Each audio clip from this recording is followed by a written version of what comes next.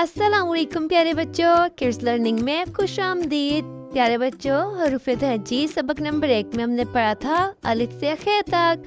आज हम पढ़ेंगे दाल से ज़्वाद तक सबक नंबर 2। चलें पढ़ें। दाल, दाल से दरख्त, दाल रे खे ते दरख्त। डाल, डाल से डोल, डाल है दो चश्मी वाव लाम ढोल। जाल, जाल से ज़ख़ीरा, जाल खे ये रे ज़ख़ीरा।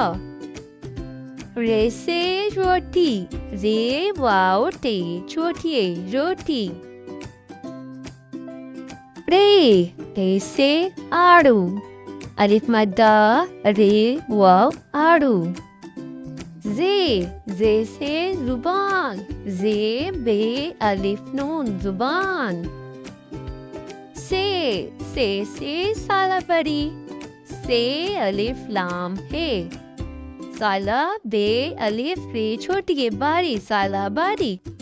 सीन, सीन से सूरज, सीन वाव रे जीम सूरज। शीन, शीन से शेर, शीन ये रे शेर। स्वाद, स्वाद से सोफा, स्वाद वाव फे है सोफा। ज़्वाद, ज़्वाद से ज़ईफ, ज़्वाद आइन ये फे ज़ईफ। Thanks for watching this video. Don't forget to subscribe and click the bell icon. Bye kids.